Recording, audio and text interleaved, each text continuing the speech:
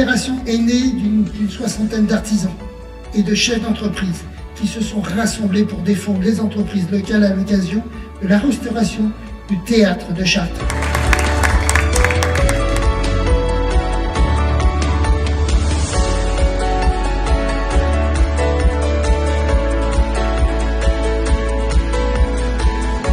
Mesdames, Messieurs, chers collègues, chers amis, il y a 5 mois, nous broyions du noir.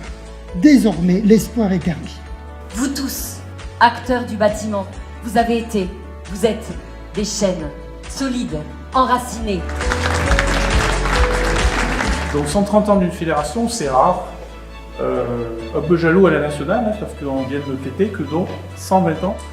Donc évidemment un grand honneur pour moi d'être présent ici dans ce territoire qui ressemble un peu au mien, qui est un petit peu plus au sud, mais il y a beaucoup de similitudes en tout cas au niveau économique et puis aussi structure de nos entreprises. Et j'ai dit tout à l'heure, je vous remercie lors de notre échange, ton bureau, ton conseil d'administration. C'est avec un très grand plaisir, Monsieur le Président, que j'assiste à cette fête de famille.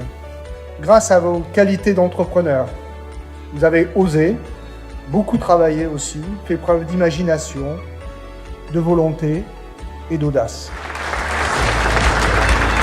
Je me suis dit en vous écoutant, mais en fait, on a les mêmes caractéristiques que j'ai pu comprendre et apprendre lorsque j'étais gamin et que je rêvais de devenir un athlète.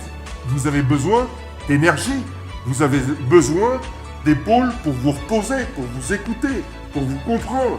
Mais vous êtes des athlètes de haut niveau, je vous le dis. En tout cas, vous avez les mêmes contrats.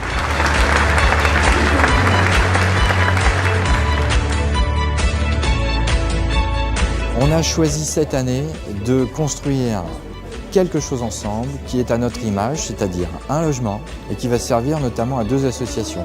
Grâce au Jardin et Habitat et Humanisme, chacune y logera des gens, du personnel, des gens qui sont en situation de retour à l'emploi. Sous vos applaudissements,